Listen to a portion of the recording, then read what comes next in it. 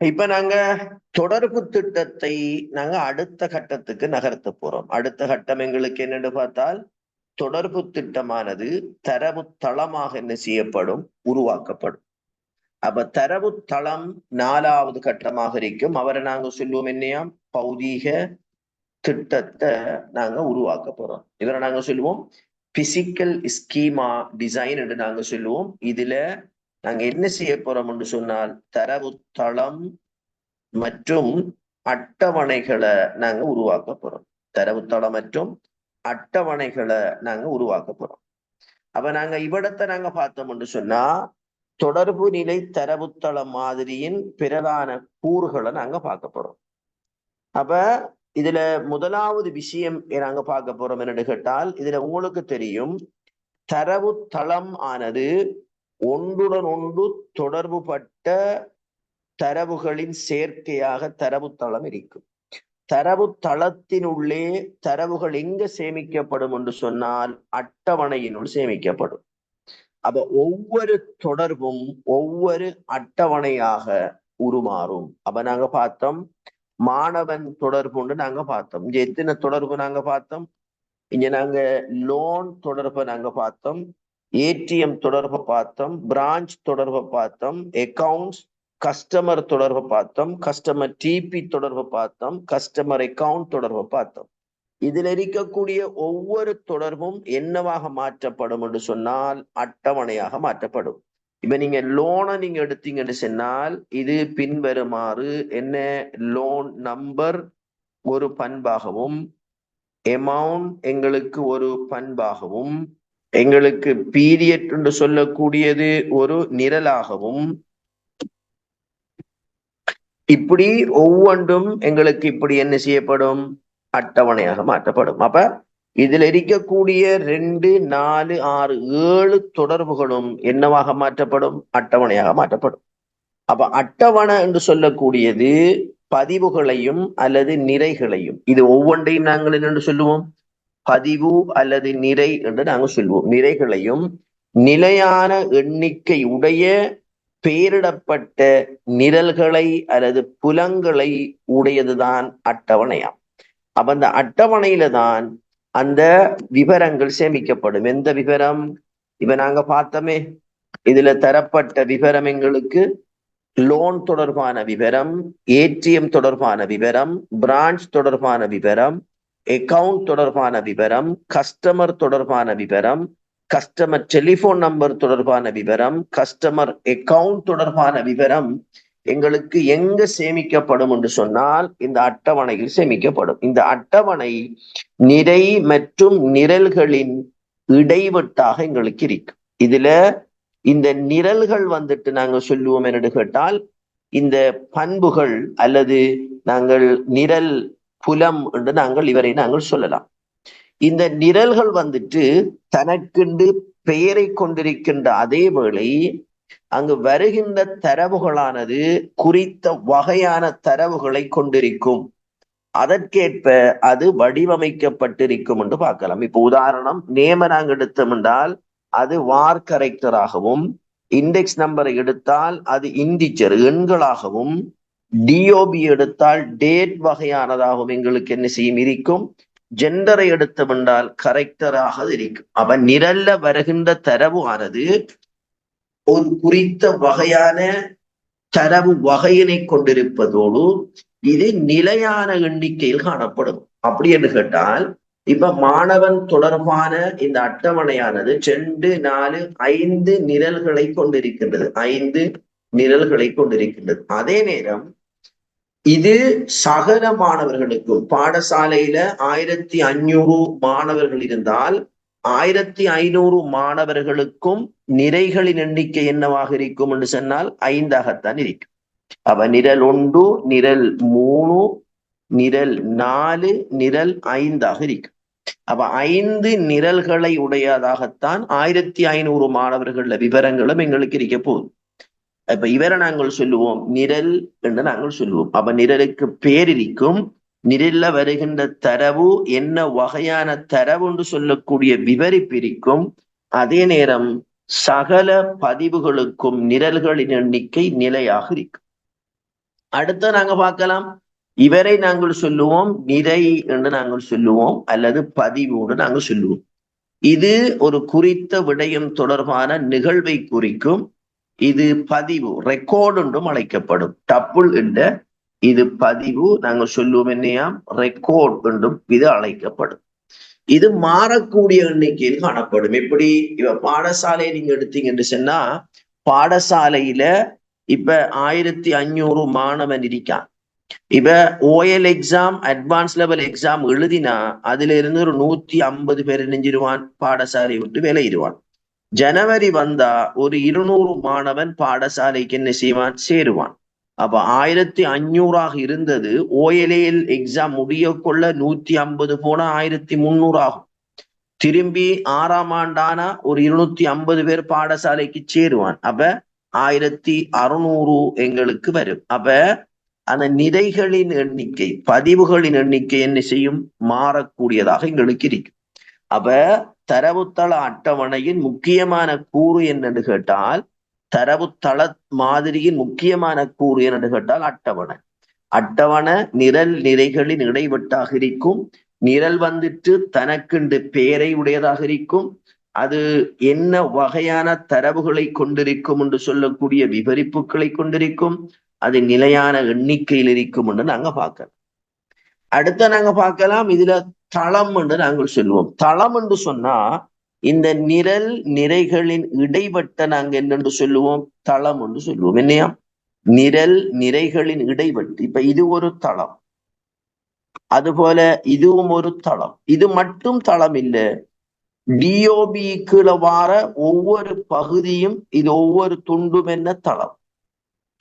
இந்த தளம் வந்துட்டு அந்த டிஓபி என்ன விவரிப்பை கொண்டிருக்கோ அந்த விவரிப்புக்கு ஏற்பதான் தரவுகளை கொண்டிருக்கும்.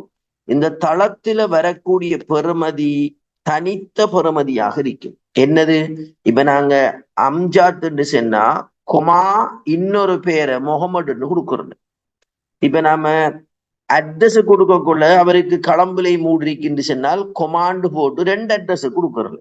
அப்ப அட்ரஸ்ங்கிறது ஒரு பெருமானம் தனிஞ்சு வரப்போகுது. அப்ப 2 அட்ரஸ் இருந்தாலும் ஒரு அட்ரஸ் தான் இங்க காட்டப்படும். அப்ப நிரல் நிறைகள் சந்திக்கக்கூடிய அந்த இடத்தை நாங்க சொல்லுவோம் தளம் என்று சொல்லுவோம். அப்ப ஒரு இடம் மட்டும் தளம் இல்லை. இப்ப டிஓபிக்குள்ள மாற ஒவ்வொரு பதிவினுடைய இடமும் என்ன, இதுவும் ஒரு தளம், இதுவும் ஒரு தளம், இதுவும் ஒரு தளம். இந்த தளம் வந்துட்டு நேமின் விவரிப்புக்கு அமையிருக்கும். இப்ப நேம் எடுங்களன், இந்த தளத்துல வார பெறுமதி வார் கரெக்டராக இருக்கும். அதே நேரம் 40 எழுத்துக்குள்ள இருக்கும். இண்டெக்ஸ் நம்பருக்குள்ள வரக்கூடிய தளத்தினுடைய பெருமானம் இது எண் பெருமானமாக முழு எண்ணாக இருக்கும், 5 எழுத்துக்குள்ள இருக்கும். இவ்வாறு ஒவ்வொரு தளமும் நிரல் நிறைகளின் குறுக்குவட்டாக இருக்கும். தளத்தின் விவரிப்புக்கு அமையவே நிரலின் பெருமானங்கள் இருக்கும். என்னது தளத்தின் விவரிப்பு என்றால், வார் கரெக்டர் 40, ஐஎன்டி 5, டிஓபி டேட், வார் கரெக்டர் 80, ஜெண்டர் கரெக்டர் 1 சொல்றோமே, இதுகளைத்தான் நாங்க விவரிப்புன்னு சொல்லுவோம். எது, வார் கரெக்டர் 80ங்கிறது, கரெக்டர் 1ங்கிறது, டிஓபி டேட்டுங்கிறது, ஐஎன்டி 5ங்கிறது என்னது, எங்களுக்கான அந்த விவரிப்பாக எங்களுக்கு இருக்கு. அப்ப தளம் வந்துட்டு ஒற்றை பெருமானங்களின் கூட்டாக என்ன செய்யுமா, எங்களுக்கு இருக்கு. தளம் வந்துட்டு எப்படி தெரியுமா, ஒற்றை பெருமானங்களின் கூட்டாக சொன்னா இன்னரிக்கக்கூடிய பெருமானங்களின் கூட்ட நாங்க என்னென்று சொல்லுவோம், தளம் என்று நாங்க சொல்லுவோம். அடுத்த நாங்க பார்க்கலாம் உறவுமுறை தரவுத்தள மாதிரியின் பிரதான பண்புகள். இப்ப உறவுமுறை தரவுத்தள மாதிரியின் பிரதான பண்புகளை நாங்க இவ்விடத்தை பார்க்க போறோம். இப்ப பண்புகள் என்று சொல்லக்குள்ள ஒரு தரவுத்தளத்துல எத்தனை அட்டவணைகள் இருக்கலாம், ஒரு அட்டவணை இருக்கலாம் அல்லது பல அட்டவணைகள் இருக்கலாம். இப்ப ஃபார் எக்ஸாம்பிள் பேங்க் என்று சொல்லக்கூடிய அந்த தரவுத்தளம் மாதிரியை நீங்க எடுத்தீங்கன்னு சொன்னால், பேங்கோட தரவுத்தளத்தை நீங்க எடுத்தீங்கன்னு சொன்னால் அங்க எத்தனை அட்டவணைகள் வரப்போகுது, 2, 4, 6, 7 அட்டவணைகள் வரப்போகுது. எதுக்கு, பேங்குடைய அந்த தரவுத்தளத்துல 7 அட்டவணைகள் வரப்போகுது. 7 அட்டவணைகளையும் வருகின்ற இந்த அட்டவணைகள்ல பேர் இருக்குத்தானே, அந்த அட்டவணைகளின் பெயர் தனித்துவமாக இருக்கும். அப்ப 7க்கும் 7 விதமான பேர் இருக்கும். ஒன்ற பேர் இன்னொன்றுக்கு என்ன செய்யலாது, வரையலாது. அதே நேரம் நிரல் நிறை சந்திக்கும் இடத்தில் உள்ள தரவு பெருமானம் தனி ஒற்றை பெருமானமாக இருக்கும். அப்படி என்று கேட்டால் நான் முந்தி சொன்ன மாதிரி இப்ப அம்ஜத்துன்னா கொமாண்டு போட்டு இன்னொரு பேர் கொடுக்கல, டிஓபின்னு சொன்னா கொமாண்டு போட்டு இன்னொரு பெருமானம் கொடுக்கல, அட்ரஸ் என்றால் கொமாண்டு போட்டு இன்னொரு பெருமானம் கொடுக்கல. அப்ப அங்க வார பெருமதி எப்படி இருக்கும் என்று சொன்னால் தனி ஒற்றை பெருமானமாக இருக்கும். பல பெருமானம் கொண்ட பண்பு இருக்காது. அதாவது மல்டி வேல்யூ. இப்ப டெலிபோன் நம்பரை நீங்க எடுத்தீங்கன்னு சொன்னா ஒரு ஆளுக்கு எத்தனை டெலிபோன் நம்பர் இருக்கும், ஒன்றுக்கு மேல இருக்கும். இப்ப 077 வச்சிருப்பான், 075 வச்சிருப்பான். அப்ப டெலிபோன் நம்பர் என்று சொல்லி போட்டு பல பெருமானங்களை அந்த இடத்துல நீங்க என்ன பண்ண இயலாது. அப்ப பல பெருமதிகளை கொண்ட பண்பு இருக்காது. ஒவ்வொரு நிறையும் தனித்துவமானது. எது நிறை? இதான் ஒவ்வொரு நிறையும். இப்ப சம்டைம் ஒரு நேம் 2 பேருக்கு ஒரு பேர் இருக்கலாம். ஒரு வீட்டிலிருந்து 4 பேர் வந்தா ஒரே அட்ரஸ் 2 3 பேருக்கு என்ன செய்யலாம், இருக்கலாம். இப்ப டெலிபோன் நம்பர் பெருமானம் இல்லாமல் இருக்கலாம். ஆனா அந்த ஏதாவது ஒரு ஒரு நிரலினாலாவது அதனுடைய பெருமானம் என்ன செய்யும், மாறும். ஃபார் எக்ஸாம்பிள் இண்டெக்ஸ் மாணவனை நீங்க எடுத்தீங்கன்னு சொன்னா அவன் இண்டெக்ஸ் நம்பர் என்ன செய்யும், எல்லாருக்கும் ஒரே மாதிரியான இண்டெக்ஸ் நம்பர் இருக்குமான்னு கேட்டால் இல்லை. அவன் இண்டெக்ஸ் நம்பர் பெருமானம் என்ன செய்யும் என்று சொன்னால் மாறக்கூடியதாக இருக்கு. அப்ப ஒரே மாதிரியான பெருமானங்கள் டிஓபி ஒரே மாதிரியான பெருமானங்கள் வரலாம், அட்ரஸ் ஒரே மாதிரியான பெருமானம் வரலாம், ஜெண்டர் ஒரே மாதிரியான பெருமானம் பலருக்கு வரலாம், நேம் ஒரே மாதிரியான பெருமானம் 2 பேருக்கு 3 பேருக்கு வரலாம். ஆனா இண்டெக்ஸ் நம்பர் ஒவ்வொரு ஆளுக்கும் ஒவ்வொன்று வரும். அப்ப அதை சொல்லுவோம் தனித்துவமான பெருமானம். அப்ப ஒவ்வொரு நிறையும் தனித்துவமானது. அப்போ நிறையில் இருக்கக்கூடிய சகல பெருமானங்களும் ஒரே மாதிரியான பெருமானங்களாக இருக்காது. ஒரு அட்டவணையின் எந்த 2 நிறைகளும் ஒரே மாதிரியானது அல்ல. அப்ப இது ரெண்டும் ஒரே கருத்து தான். இந்த ரெண்டும் ஒரே கருத்து. அட்டவணையில் உள்ள ஒவ்வொரு நிரலும் தனித்துவமான பெயரை கொண்டு காணப்படும். இப்ப நீங்க பாத்தீங்கன்னு சொன்னால் இதுல name, index number, DOP, address, gender, எந்த டேபிள், ஸ்டூடெண்ட் டேபிள். அப்ப ஸ்டூடெண்ட் டேபிள்ல 5 நிரல் இருக்கக்குள்ள 5 நிரல்களதும் பெயர் எப்படி இருக்கும் கேட்டால் வித்தியாசமான பெயர்களாக இருக்கும். 5 நிரல்களினதும் பெயர் எப்படி இருக்கும் என்று கேட்டால் வித்தியாசமான பெயராக இருக்கும். ஆனால் ஒரு தரவுத்தளத்தில பல அட்டவணைகள் காணப்படுகின்ற பொழுது அந்த ஒரு அட்டவணையில் இருக்கக்கூடிய நிரலின் பெயர் இன்னொரு அட்டவணைக்கு வரலாம். இப்ப உதாரணம், ஸ்டூடெண்ட்டுக்கு நேம் இருந்து, ஸ்டூடெண்ட்டுக்கு டிஓபி இருந்து, ஸ்டூடெண்ட்டுக்கு அட்ரஸ் இருந்து, ஸ்டூடெண்ட்டுக்கு ஜெண்டர் இருக்கு. அதே போல அட்டவணை டீச்சருக்கும் நேம் இருக்கலாம், டிஓபி இருக்கலாம், அட்ரஸ் இருக்கலாம், ஜெண்டர் இருக்கலாம். அப்ப வித்தியாசமான அட்டவணைகள்ல வருகின்ற நிரல்களின் பெயர்கள் ஒரே மாதிரியானதாக இருக்கலாம், ஒரு பிரச்சனையும் இல்லை. ஆனா ஒரு அட்டவணையில நேம்ங்கிறது ஒரு இடத்தான் பெறணும், இண்டெக்ஸ் நம்பருங்கிறது ஒரு இடத்தான் பெறணும், டிஓபிங்கிறது ஒரு இடத்தான் பெறணும். அப்ப அட்டவணைகள்ல ஒரு அட்டவணையில வருகின்ற நிரல்களின் பெயர்கள் தனித்துவமானதாக இருக்கு. வரிசை முறை நிரல், அதாவது இடமிருந்து வலம் என்பது முக்கியம் இல்லை. இப்ப ஃபார் எக்ஸாம்பிள், இப்ப நான் name, index number, DOP, address, gender கொடுத்திருக்கேன். இதை கொடுக்கக்குள்ள முதலாவது இண்டெக்ஸ் நம்பர் தான் வரணும், 2வது நேம் வரணும், அதுக்கு பிறகு அட்ரஸ் வரணும், அதுக்கு பிறகு டிஓபி வரணும், அதுக்கு பிறகு ஜெண்டர் வரணும் என்று ஏதாவது ஒழுங்கு கொண்டிருக்கான்னு கேட்டால் இல்லை. நான் முதலாவது ஜெண்டரை கொடுக்கலாம், 2வது டிஓபியை கொடுக்கலாம், 3வது இண்டெக்ஸ் நம்பரை கொடுக்கலாம், 4வது நேம கொடுக்கலாம், அதுக்கு பிறகு 5வது அட்ரஸை கொடுக்கலாம். அப்ப நிரல்கள் இன்ன ஓர்டர்ல தான் பெறணும் என்று சொல்லக்கூடிய ஒரு ஒழுங்கு ஒன்று இல்லை. அப்ப நீங்க என்ன ஒழுங்கிலும் என்ன செய்யலாம், நிரல்களை நீங்க கொடுக்கலாம். அதான் வரிசை முறை நிரல், அதாவது இடமிருந்து வலம் என்பது முக்கியமற்றது.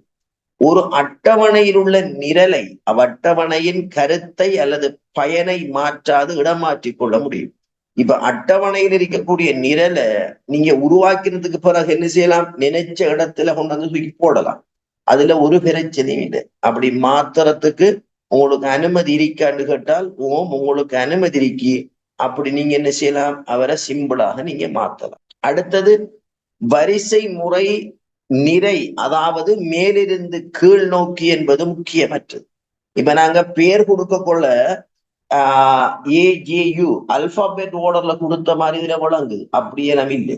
இப்ப இண்டெக்ஸ் நம்பர் 1 1 2 2 3 கொடுத்த மாதிரி வழங்குது, ஆனா அப்படி இல்லை. நீங்க இது தரவுகளை நிறைகளை கொடுக்கின்ற பொழுது என்ன ஓர்டர்ல நீங்க கொடுக்கலாம், அல்பாபெட் ஓர்டர் கொடுக்கலாம், அல்லது அல்பாபெட் ஓர்டர் அசெண்டிங் டிசெண்டிங் ஏறு வரிசை இறங்கு வரிசையில் கொடுக்கலாம், அல்லது குழச்சி அத இறங்கு வரிசை ஏறு வரிசை என்று ஓர்டர் இல்லாம நீங்க கொடுக்கலாம், எப்படியும் கொடுக்கலாம். அப்போ முதலாவது ஏழு வாரதான் முதலாவது வரணும், அல்லது இண்டெக்ஸ் நம்பர் சின்னதான் முதலாவதுல வரணும் என்ற ஓர்டர்லாம் அங்க இல்லை. அப்ப என்ன ஒழுங்கிலையும் என்ன செய்யலாம், நிறை வரலாம். அட்டவணையில் உள்ள நிறையை இடமாற்றவோ எந்த ஒரு வரிசையில் அமைத்துக் கொள்ளலாம். அப்ப நாங்க அட்டவணையில் உள்ள நிறைகளை நாங்க நினைச்ச மாதிரி என்ன செய்யலாம், எங்கட தேவைக்கு ஏற்ற மாதிரி என்ன ஒழுங்கிலையும் என்ன செய்யலாம், அதை நாம அமைச்சு கொள்ளலாம். இதுகள் நாங்க எங்க பார்த்தோம், இந்த தரவுத்தள மாதிரியின் பிரதான கூறுகளாக நாங்க பார்க்கலாம்.